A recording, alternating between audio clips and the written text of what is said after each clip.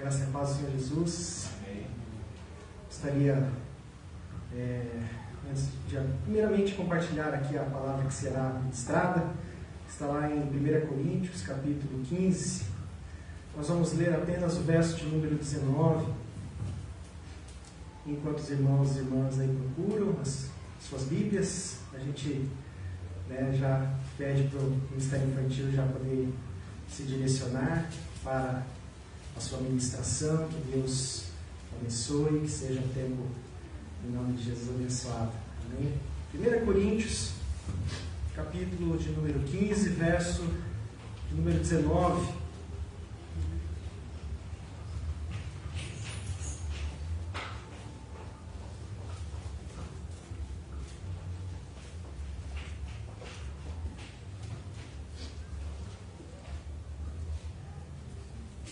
Amém?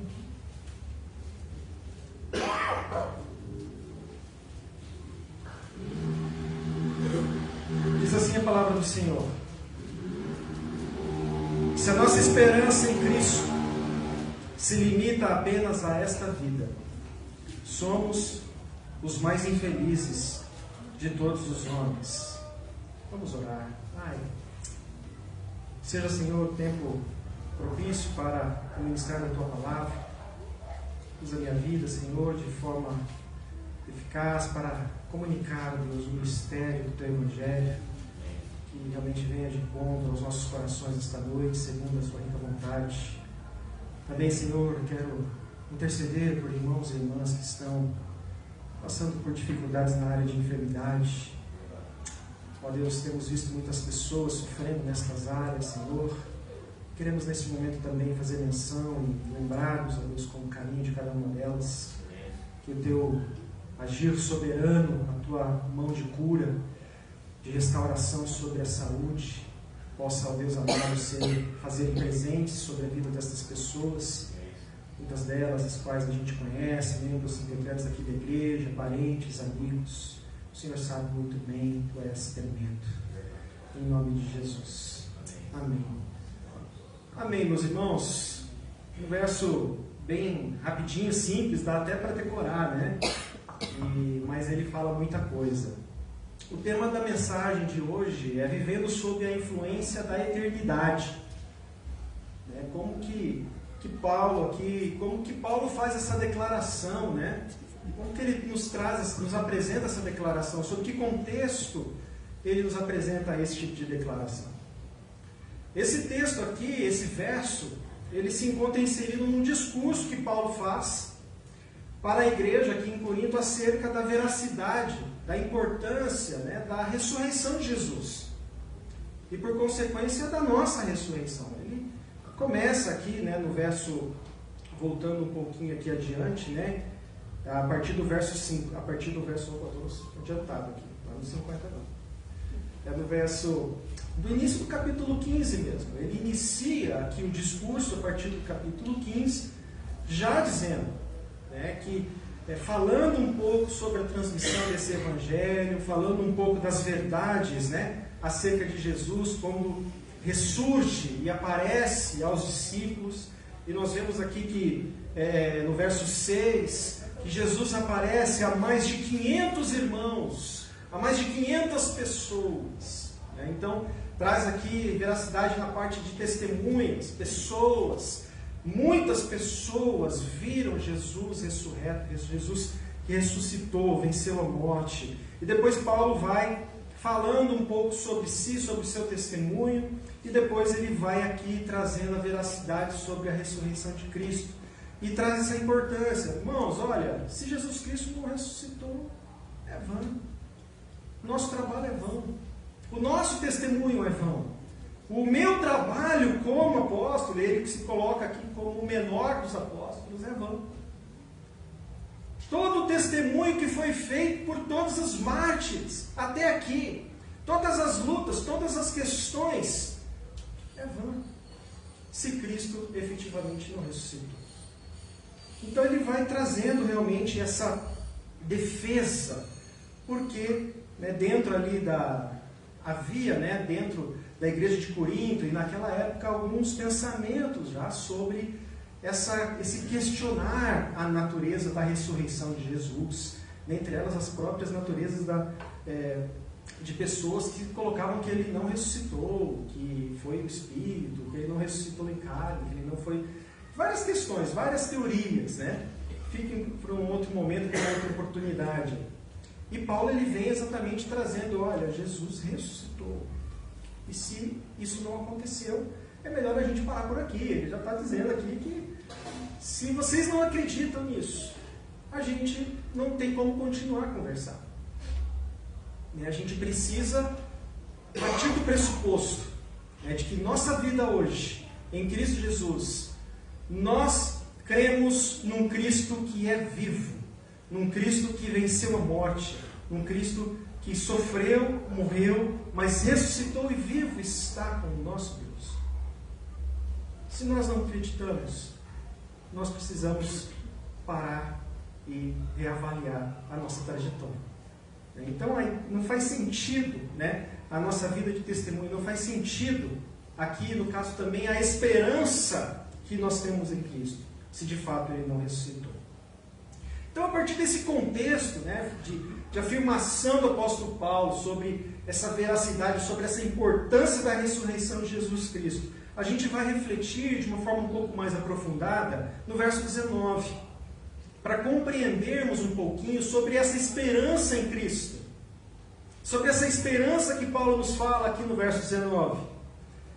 Como essa esperança em Cristo deve influenciar a nossa vida, mas não no sentido de apenas a nossa vida aqui.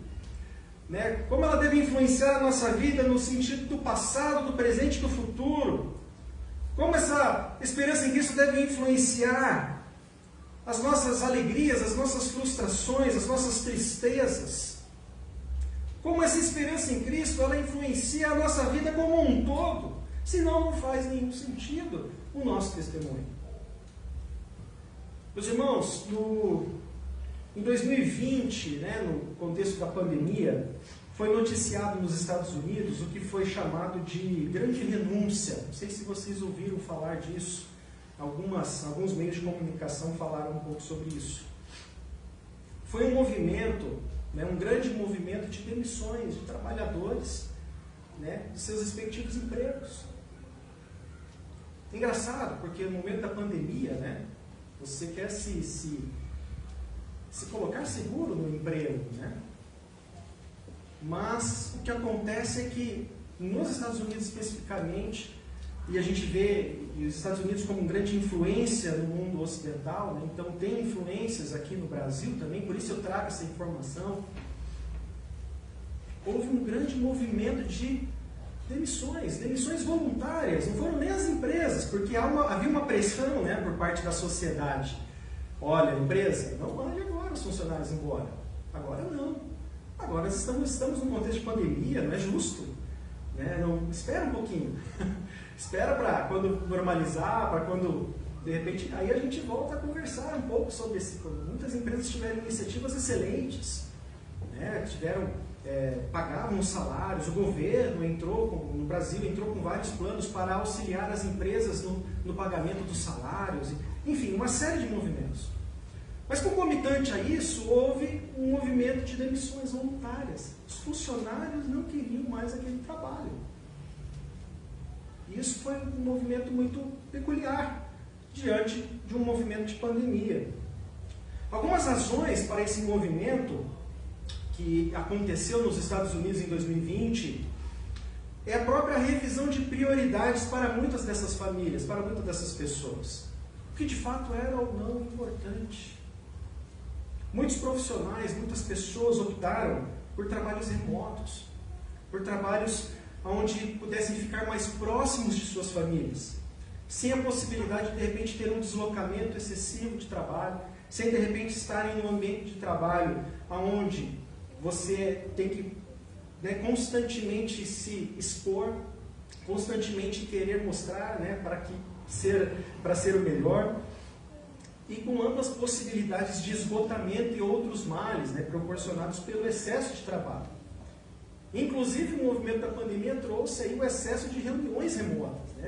Quem trabalhou nesse período da pandemia, era reunião online todo dia e não tinha tempo, não tinha intervalo, né, você ficava em casa, mas às vezes você ficava no quarto de casa, você não via ninguém dentro da sua casa, na sua casa, dentro da sua casa, você não via ninguém dentro da sua casa durante o dia, porque vocês ficavam em reunião direto. Mas, meus irmãos, o que eu quero trazer aqui é exatamente essa questão de avaliarmos o que de fato tem sido prioridade para nós, à luz da eternidade, à luz da esperança que nós temos em Cristo Jesus. Veio uma pandemia e trouxe uma revisão no comportamento profissional das pessoas. As pesquisas hoje são categóricas. Né? A maioria das pessoas não querem mais voltar a trabalhar presencial. Querem o estilo de trabalho híbrido, se for possível. Existem trabalhos que não são possíveis disso acontecer, pela sua natureza, trabalhos mais operacionais. Aí você tem que estar lá no batente mesmo. Mas em muitas situações isso mudou. E mudou e veio para ficar. Né? Mas o que acontece? O que de fato, né, e eu quero chamar a atenção nesse sentido, o que de fato tem sido prioridade para as pessoas? Quando a gente fala dessa questão de você sair do trabalho, anos atrás, isso era inadmissível. Como assim? Você vai deixar de trabalhar? Não, trabalho. Ainda que você se mate, fica trabalhando. Não deixa de trabalhar. Não é verdade? E isso, hoje em dia isso mudou. Essa perspectiva hoje em dia mudou. As pessoas mais jovens, meu Deus, se o trabalho já não está sendo daquele jeito, não, já procura outro, rapidamente. As prioridades mudaram. E a pandemia trouxe muitas coisas à tona. Exatamente isso, esse tempo excessivo que eu fico dedicando ao trabalho, esse tempo excessivo que de repente eu fico dedicando aos estudos.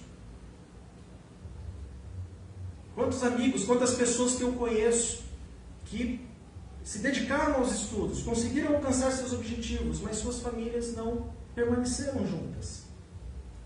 Que vitória é essa? Então a gente precisa avaliar as oportunidades aqui. Entender à luz do que Paulo fala aqui no verso 19, dessa esperança em Cristo. O que de fato tem sido prioridade para nós, para esse ano, para as nossas vidas.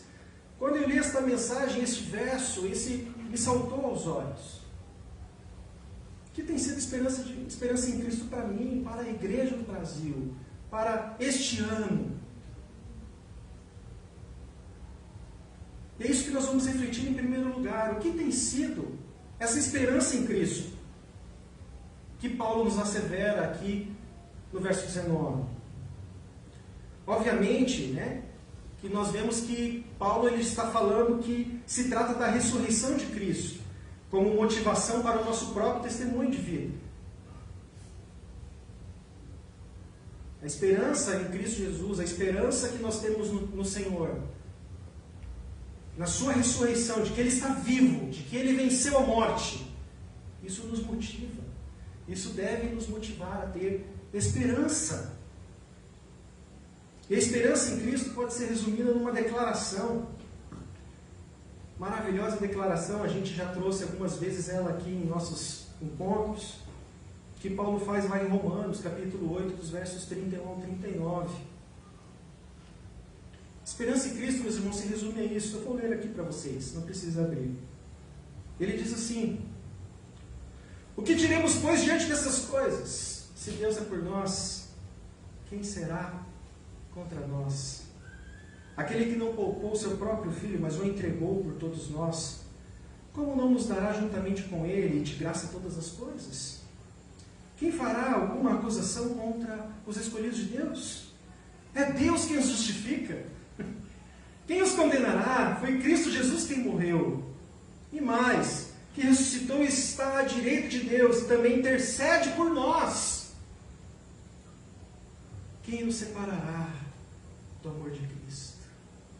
Será a tribulação, a angústia ou perseguição, fome, nudez, perigo ou espada? como está escrito, por amor a ti, enfrentamos a morte todos os dias, somos considerados como ovelhas destinadas ao matador. Mas, em todas estas coisas, somos mais que vencedores, por meio daquele que nos amou. Porque eu estou bem certo, porque eu estou bem convencido de que nem morte, nem vida, nem anjos, nem demônios, nem potestades, nem coisas do presente, nem do futuro, nem do porvir, nem quaisquer poderes, nem altura, nem profundidade, nem qualquer outra criação será capaz de nos separar do amor de Deus que está em Cristo Jesus, nosso Senhor. Essa é a nossa esperança em Cristo Jesus. A gente pode resumir nesses versos. Consiste, meus irmãos, em sabermos que nada, nem ninguém, poderá nos separar do amor de Deus. Isso precisa fazer sentido para as nossas vidas. É sobre essa esperança que Paulo nos fala aqui, no verso 19. É disso que Paulo está nos dizendo. Termos esperança em Cristo é nascermos de novo, pelo Espírito. É já experimentarmos dessa nova vida, né? A partir da concepção da eternidade. Por isso que eu falei no início. Nós vivemos na perspectiva, na influência da eternidade aqui e agora. Da ressurreição de Cristo Jesus aqui e agora. Essa é a esperança que Paulo nos trata aqui no verso 19. Feita essa avaliação, essa pequena conceituação, porque poderíamos até dar uma aula de escola dominical sobre esperança, né? Vem a seguinte questão que a gente encontra aqui no nosso verso. O que essa esperança, ela abrange? Né? Porque a gente vê Paulo dizendo, se nossa esperança em Cristo se restringir a esta vida, né? No verso 19. A pandemia, de repente, ela serviu para nós enxergarmos, meus irmãos, além dos nossos trabalhos, além das economias, além das nossas expectativas diante da sociedade. Hoje, graças a Deus, nós temos a possibilidade da vacinação, outros caminhos e meios que nos ajudam a combater essa situação de pandemia. Mas no início não tinha nada disso. A ciência não respondeu. Homens ricos, homens pobres pegaram coronavírus, morreram. A quantidade de dinheiro deles não foi suficiente, né? Não respondia. Políticos ao redor de todo o mundo discutiam as melhores formas de administrarem essa pandemia. E não foi suficiente porque pessoas também morreram. Políticos também morreram. Não escaparam. Então, meus irmãos, as respostas do mundo não foram suficientes para responder a esta questão da pandemia.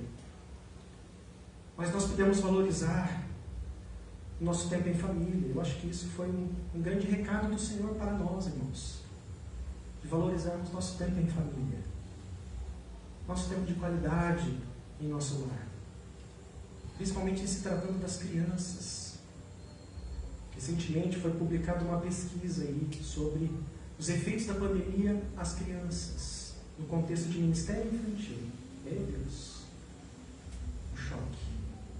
Mas um grande chamado para que os pais sejam os protagonistas da educação da fé dos seus filhos. E a igreja venha como uma grande apoiadora nesse processo. O que estava acontecendo é, o pai e a mãe estavam terceirizando a educação da fé dos seus filhos à igreja. Não é verdade? Vai na linha. Ai, papai e mamãe vêm aqui com a tarefinha e não sei o que e tal. Não, você fala com a professora. Não me meta nisso. E a pandemia escancarou tudo isso. Mas isso fica para um outro momento. Mas ela trouxe várias situações, trouxe à tona várias situações. E a gente compreende ainda mais a frase que Jesus nos traz em Marcos, né, capítulo 8, verso 36, quando ele fala de que adianta o homem ou a mulher ganhar o mundo inteiro e perder a sua alma. Não faz sentido, não tem o menor sentido. Paulo, aqui em nosso texto, ele aumenta então a nossa perspectiva dessa esperança. Ele estabelece que a nossa esperança em Cristo não se restringe para esta vida, para este momento no qual nós estamos vivendo. Ela possui grande influência, como a gente vai perceber, mas ela não se restringe nisso. A nossa esperança em Cristo, primeiramente, ela abrange o nosso passado, ela abrange o nosso presente e o nosso futuro.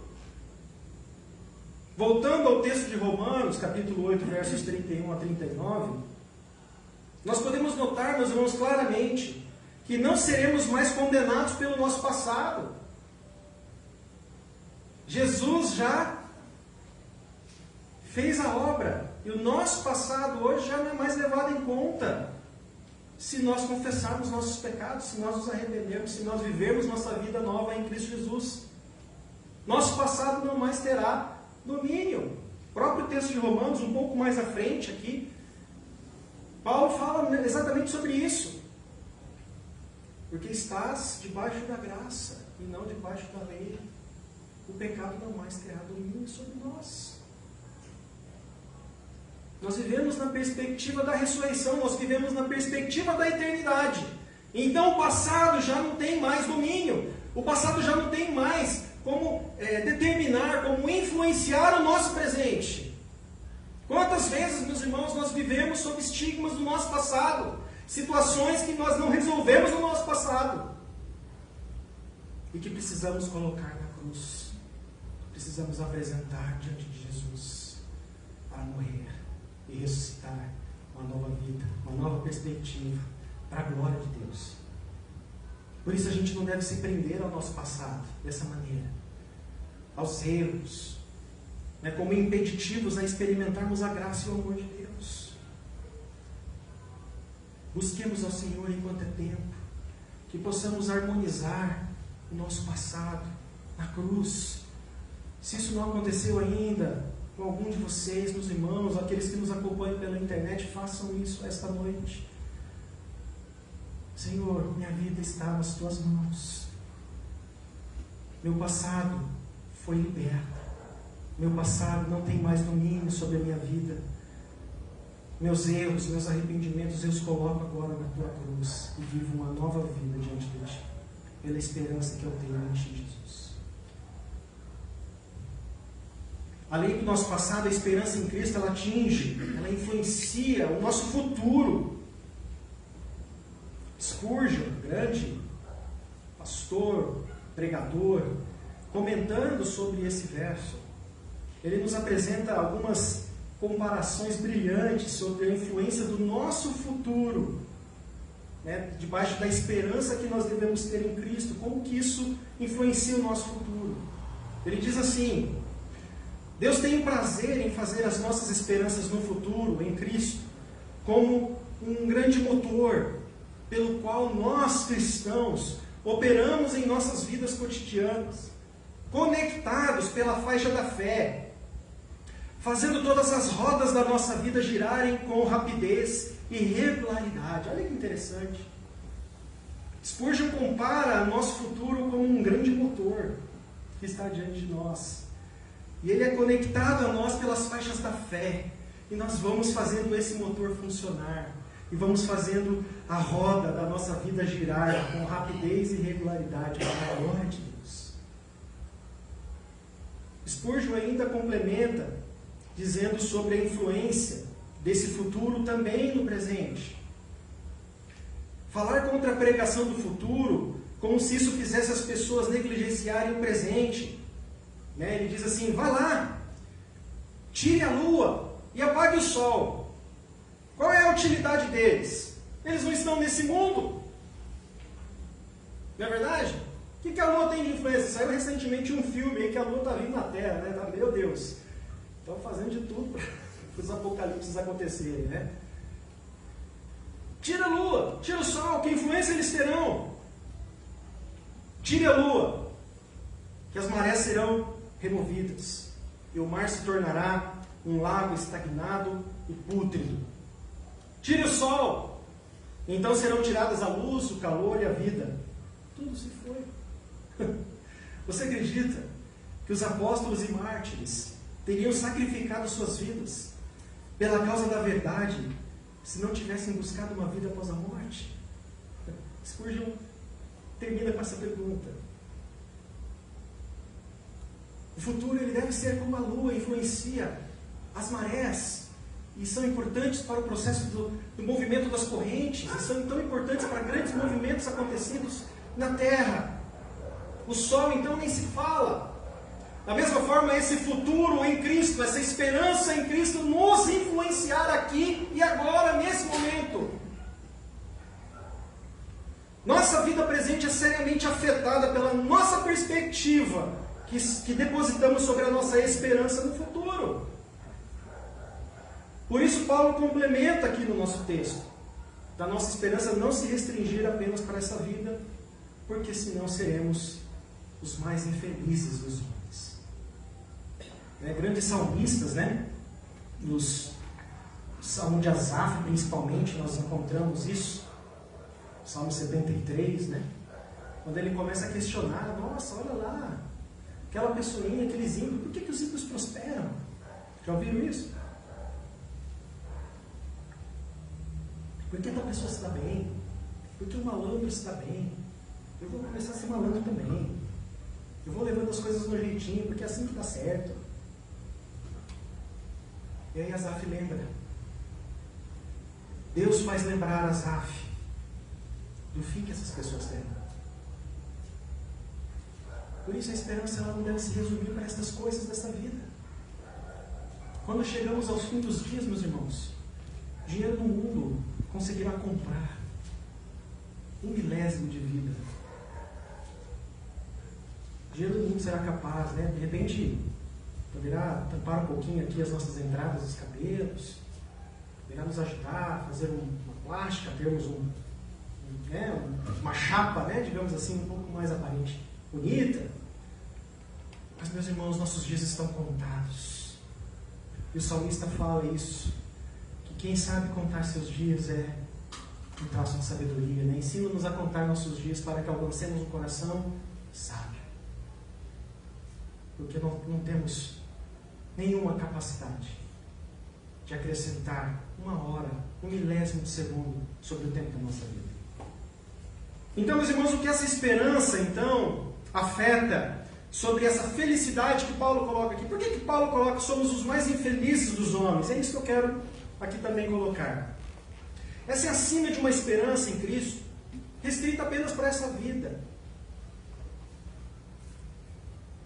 Quando a gente não fala mais da eternidade, quando a gente não fala mais dessa perspectiva da eternidade na nossa vida, dessa perspectiva do futuro sendo influenciando esse presente.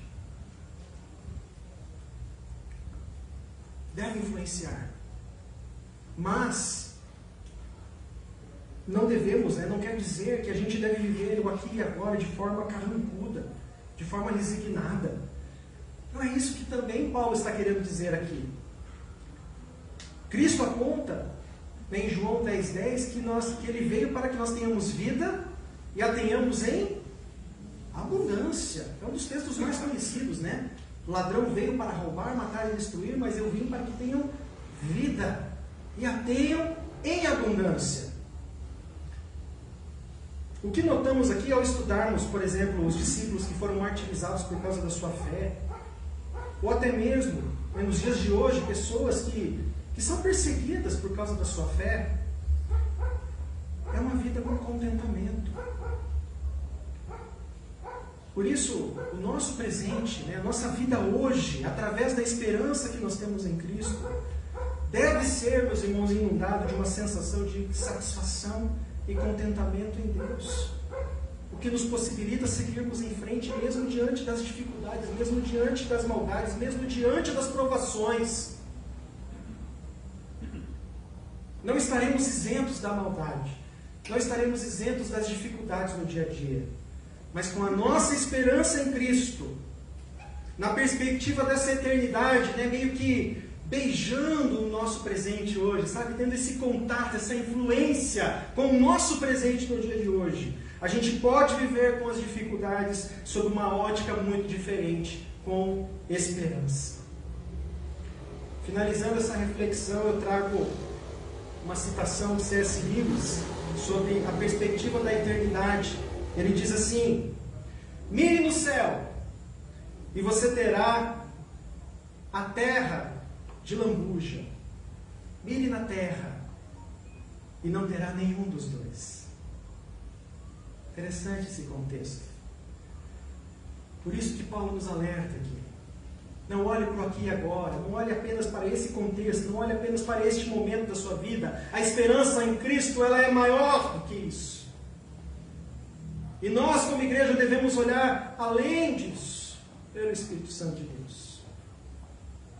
Um grande personagem de Deus, Daniel, nós encontramos lá no seu livro, né? Ele tem uma história incrível, maravilhosa. E o autor, Stuart Olyott, ele traz uma meditação sobre a vida de Daniel.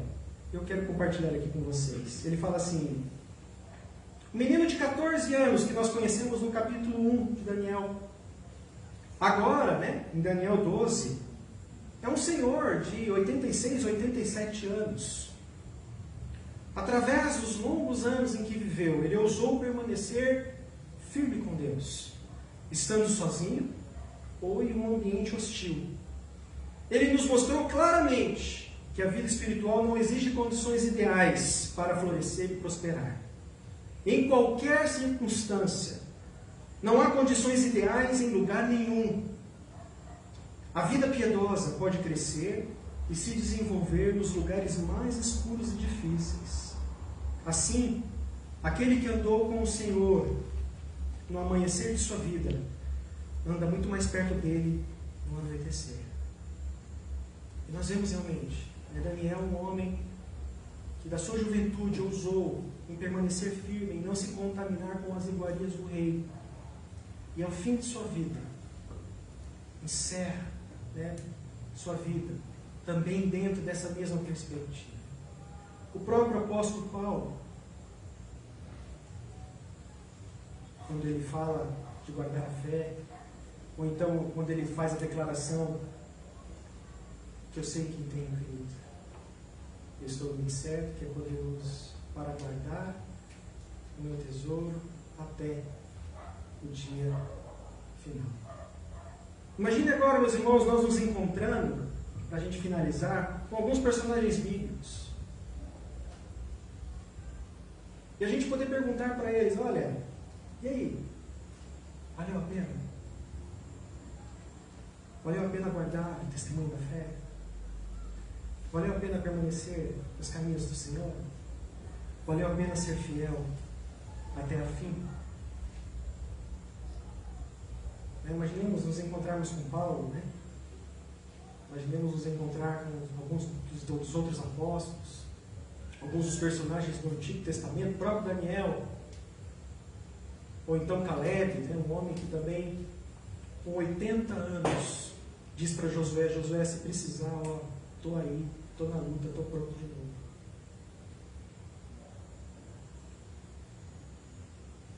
Com certeza as respostas nós saberíamos muito bem que respostas eles nos trariam. Meus irmãos, que o Espírito Santo de Deus possa mostrar nos nossos corações dia após dia, a olharmos para além desse momento, para além do aqui e agora, para além dessa vida, para a perspectiva dessa eternidade em Cristo Jesus, da perspectiva da ressurreição em Cristo Jesus, da esperança, essa esperança que deve nos movimentar, que deve nos fazer mover toda a nossa vida.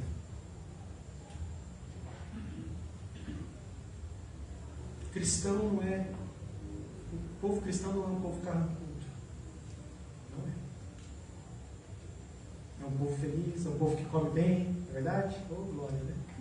Come bem, faz festa, se diverte. Isso é normal, irmãos. Estamos com dificuldades, temos nossas lutas, temos nossos problemas. E essa alegria, ela não é porque está acontecendo aqui e agora. Não é para mostrar nas redes sociais que está tudo bem. É porque é uma alegria proveniente da sensação de que nada poderá nos separar do amor de Deus. De que nossa esperança está em Cristo. Ele já fez. Ele já morreu. Ele já ressuscitou. E Ele em breve voltará para levar o seu povo. se isso não nos trazer contentamento, alegria, seremos os mais infelizes dos homens. Que Deus assim nos ajude, em nome de Jesus. Amém? Vamos orar.